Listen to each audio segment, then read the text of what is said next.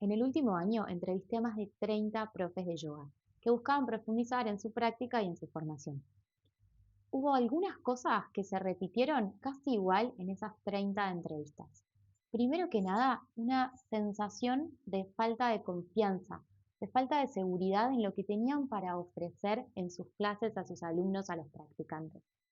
Profes que ya habían completado formaciones de 200 horas, de 300 horas, curso de neurociencia, curso de biomecánica, pero que seguían inseguras a la hora de dar clase, inseguras sobre las secuencias que estaban creando, o peor todavía, que ni siquiera se habían animado, arrancado a lanzarse a dar clases por esta sensación de inseguridad. Esta sensación de que siempre como profes nos está faltando algo.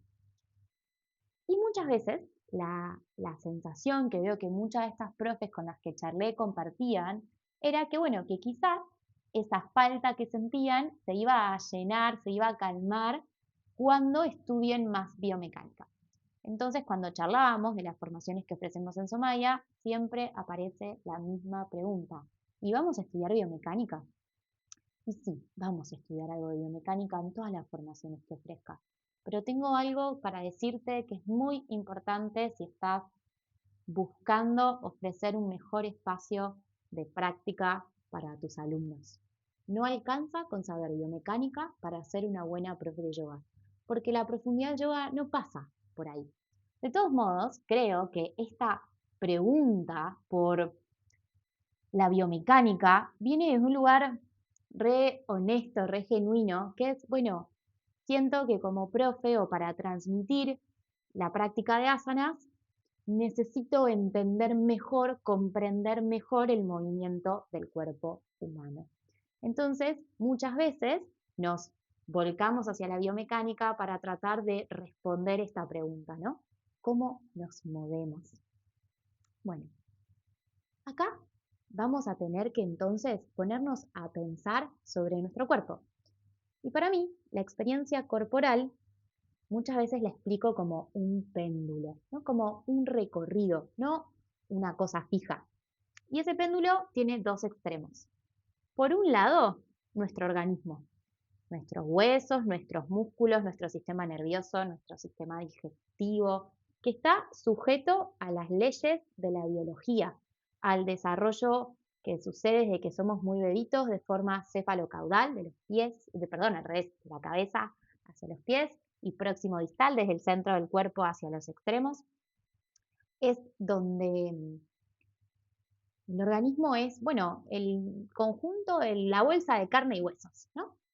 Pero estudiar a fondo, como por ejemplo hace la medicina, cómo funciona nuestro organismo, no alcanza para explicar cómo nos movemos o no alcanza para definir o para reconocer y transmitir el espectro mucho más amplio de la experiencia de nuestro cuerpo. ¿Por qué? Porque nuestro cuerpo siente, vive, ama, se vincula y en eso llegamos al otro extremo de este péndulo que es el psiquismo.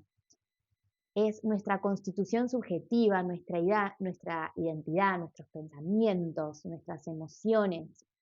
Entonces la experiencia del cuerpo no se explica ni desde la pura biología ni desde la psicología, pero es una experiencia que transita este recorrido, que une estos dos polos y nunca está fija en ningún punto de este recorrido, ¿no? El organismo de alguna manera es es prácticamente igual para todos. Obvio que hay diferencias individuales, pero la variación es bastante chiquita. Cuando estudiamos un fémur, bueno, es más o menos parecido para todas las piernas. Pero la manera en la que cada una organiza su sostén sobre sus piernas es totalmente individual, es única. Esto está más del lado de lo universal, de lo que vale medio que para todos igual. Y del otro lado es la pura experiencia única, individual e intransferible. Y bueno, nuestro cuerpo hasta acá, pendulando. Nuestra experiencia, la propia experiencia que tenemos de nuestro propio cuerpo, está acá medio por el medio. ¿Qué pasa? Que bueno, muchas veces para volver a esta pregunta inicial de cómo nos movemos, nos quedamos de este lado del péndulo solamente, ¿no? Y acá, más o menos por acá, diría, se ubican la anatomía y la biomecánica. Son re importantes, obvio que sí. Vamos a meternos un poquito en eso entonces. La anatomía viene del estudio de las partes. Es una rama de estudio de conocimiento que nace de la disección de cuerpos entonces muertos. Vamos a estudiar partes con mucho detalle de la parte, los componentes de las formas de las inserciones. La biomecánica, en realidad, no es lo mismo que la anatomía. En la biomecánica vamos a estudiar cómo las leyes de la mecánica, de la física, aplican sobre estos componentes de nuestro cuerpo, entendiendo que en este caso el cuerpo sobre los que aplican las leyes de la física, las leyes de gravedad, de acción y reacción, las palancas, las fuerzas, los empujes, bueno, todas esas leyes de la física están ocurriendo todo el tiempo en nuestro cuerpo cuando nos movemos. La diferencia es que nuestro cuerpo, a diferencia de la manzana que se le cayó a Newton en la cabeza, está vivo, bio. Es un sistema vivo, no está inerte frente a estas fuerzas mecánicas que actúan sobre él. Y eso, bueno, complica un poquito la ecuación. Yo creo que lo que muchas veces sucede es que tratando de entender cómo la complejidad del cuerpo humano se mueve, nos volcamos al estudio anatómico. A ver las partes, a ver de qué está hecho este cuerpo, de qué está compuesto. Y pensamos entonces, vamos a estudiar el sistema locomotor y vemos huesos, cómo se llaman y dónde están ubicados y cómo organizan la estructura ósea del hueso, la estructura ósea del cuerpo, la arquitectura viva de nuestro cuerpo. Y después, bueno, estos huesos se articulan entre 100 articulaciones y se mueven por la acción de los músculos. Y entonces nos quedamos en ese análisis de la parte, de cada parte. Bueno, el fémur está acá y está el cuádriceps por adelante y los isquiotibiales por atrás y se une a tibia peronea a través de la rodilla y la rodilla hace flexión-extensión. Entonces nombramos, si bien en biomecánica muchas veces estudiamos cómo los huesos se relacionan entre sí en los puentes que son las articulaciones, nos quedamos como en partes, en engranajes, ¿no? Y nos perdemos cómo esto se organiza en un sistema vivo. En realidad, me atrevo a decir que cuando las profes de yoga estudian biomecánica, las más de las veces, en realidad, siguen estudiando anatomía. No hay un estudio real de las fuerzas, los empujes, las cargas, las distribuciones de peso y de sostén, que son, bueno, estas leyes de las físicas aplicadas al cuerpo humano. Y sobre todo, si eso está, nos quedamos en un plano completamente mecánico. Y nos olvidamos de este componente tan hermoso que viene antes, que es lo bio, lo vivo. Y todo sistema vivo está siempre en relaciones dinámicas entre sus partes, puertas adentro, y para con el entorno, para con los otros con los que convivimos en nuestro medio. Vamos a llevar esto que queda medio abstracto, por ejemplo, al análisis concreto de una postura. Urjita Hasta Padangustasana. Muchas veces decimos que estamos haciendo un análisis biomecánico de la postura y ¿en qué nos quedamos? Bueno, en que, como por ahí lo más obvio, es que el movimiento central acá es que en la cadera de la pierna que está en el aire hay una abducción con rotación externa. Entonces nombro movimientos articulares concretos en una articulación concreta. Quizás si alguien le agrega, le pueden agregar los músculos, todos los musculitos que están acá actuando, sosteniendo acá esta acción concreta de la cadera rotando externamente y hacer una abducción para que la pierna suba por el espacio. Y podemos decir, bueno, también esto, algo de abducción sucede acá en el hombro y un poquito de rotación externa para que no se me vaya para adentro. Pero la esencia de la postura no tiene que ver solo con lo que sucede en una articulación.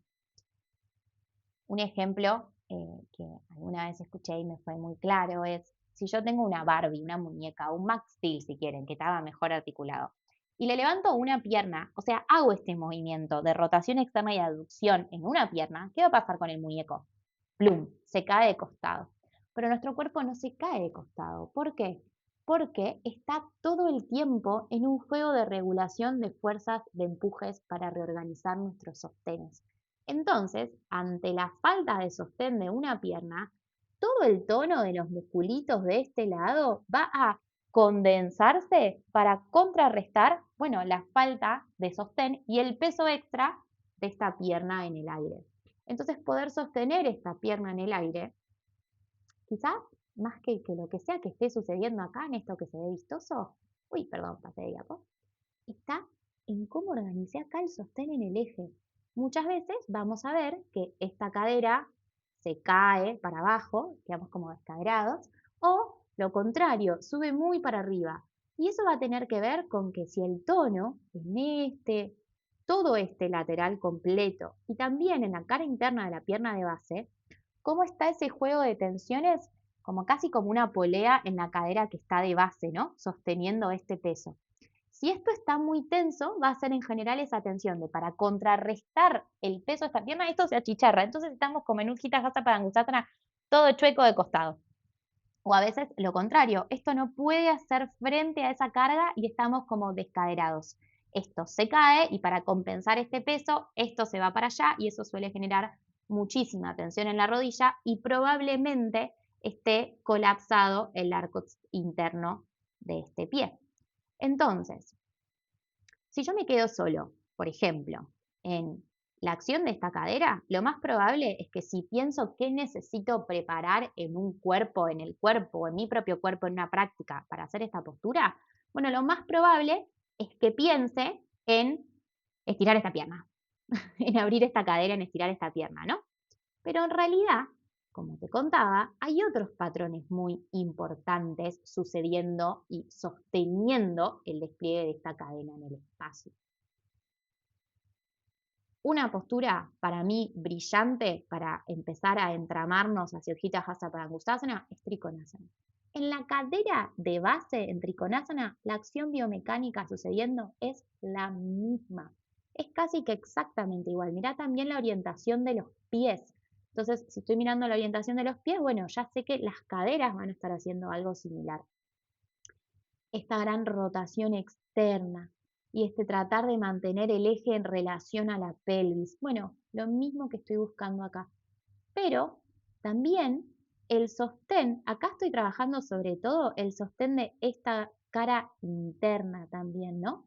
Que está activamente encontrando los pies hacia el centro para que no estarnos colapsando en la pelvis.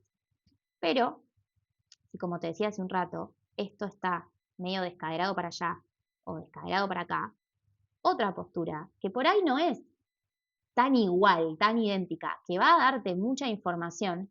Ay, me equivoqué en el orden que tenía las diapos, pero me adelanto. Va a ser acá, Parva Konasana. Parva Konasana me está trayendo esta idea de integridad en toda la cadena lateral del cuerpo. Este sostén desde el centro de mi cuerpo que se despliega en una gran línea de abajo para arriba y de arriba para abajo, en esta doble dirección. Y esta doble dirección es muy importante porque lo que me va a permitir sostener este eje va a ser este juego de fuerzas y de sostenes. Comprender que para ir más liviana hacia arriba, lo primero que necesito es dejar que mi peso caiga ordenadamente hacia abajo, para desde ahí reordenar la fuerza y el empuje que sube por mis pies, creciendo hacia arriba. Entonces, acá, todo esto que nombramos es mucho más que una acción musculoesquelética específica, ¿no? Empezamos a ver que lo que sostiene una postura no es nunca acciones musculoesqueléticas aisladas, aunque las nombre todas. No es una sumatoria de acciones musculoesqueléticas aisladas, sino ir enlazando esas acciones en patrones musculares, o mejor dicho, patrones posturales y patrones motores. Patrones que dan sostén a una postura y patrones en los que se despliega el movimiento. Una postura, aunque se vea estática, siempre hay un patrón motor, un movimiento implícito sosteniendo. Más de uno. En general, múltiples movimientos implícitos que se equilibran mutuamente para dar vida a una postura viva y no inerte.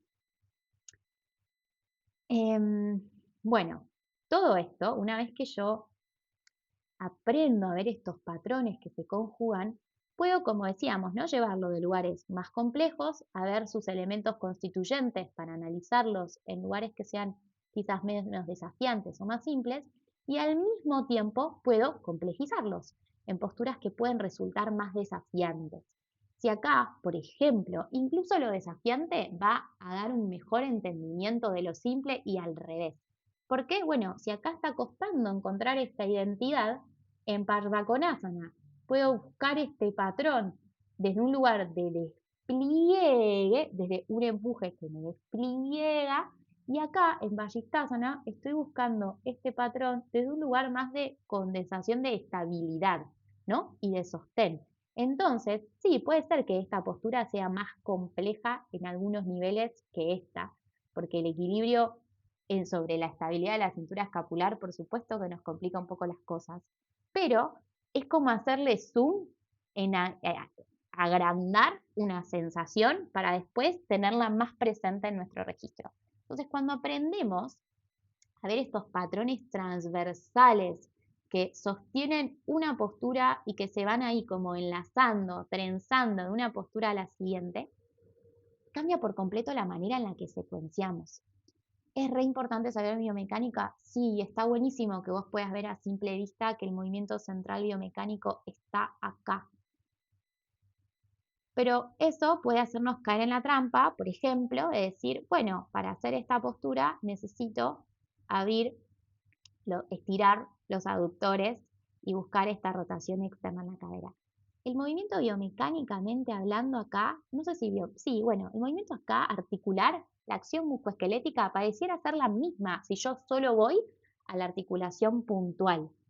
Pero, ¿qué está cambiando acá? La relación con la gravedad es totalmente diferente. Cómo organizo los sostenes es totalmente diferente. ¿Dónde está la descarga de peso de mi cuerpo? Es totalmente diferente. Entre esto y bueno, como decíamos hace un ratito, esta tercera opción, por ejemplo, de Vajrasana. Puede haber acciones musculoesqueléticas que se parezcan, musculoesqueléticas, que se parezcan un montón, pero que cambien completamente dependiendo de cómo nuestro cuerpo está relacionándose con el entorno. Entonces, las acciones musculoesqueléticas puntuales van a entramarse en patrones motores y posturales que a su vez van a dar lugar a algo que es un poquito más complejo, que son matrices tónico-emocionales.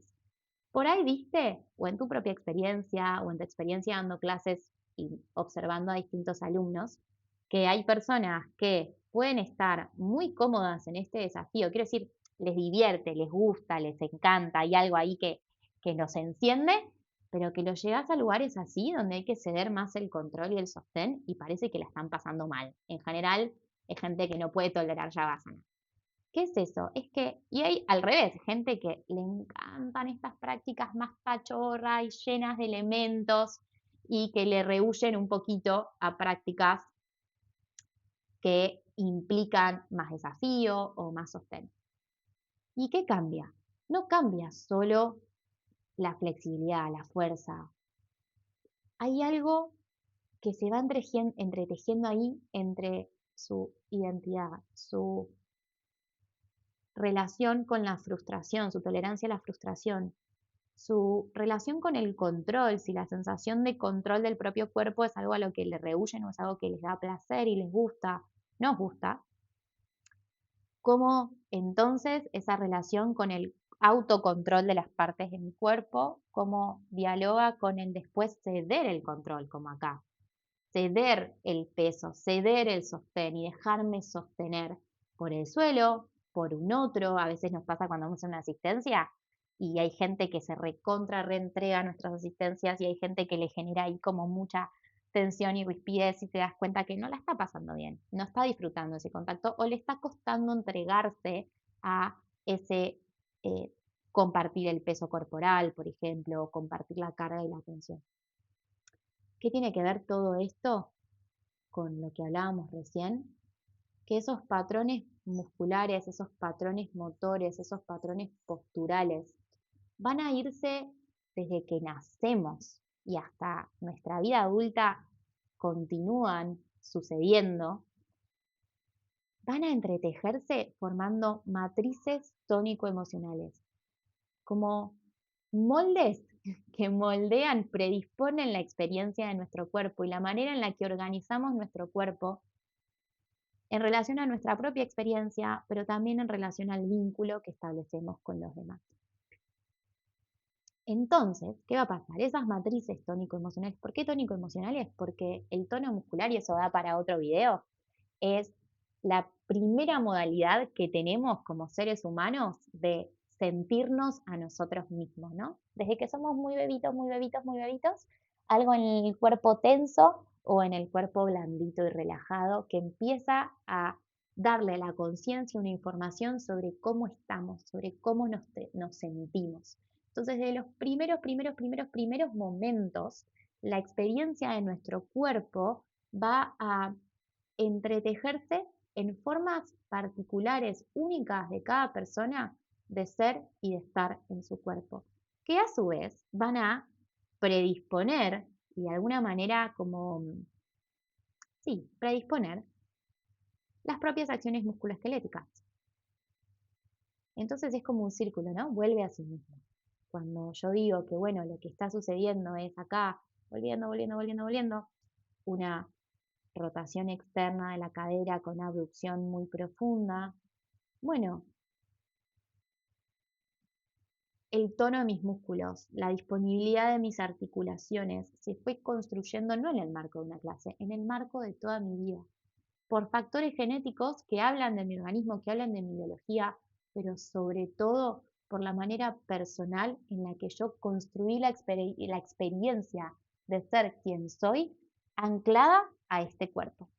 Y para cerrar, para terminar de pensar esto, me gusta mucho dos frases, voy a traerles de dos autoras totalmente diferentes, pero que a mí me han nutrido un montón ambas.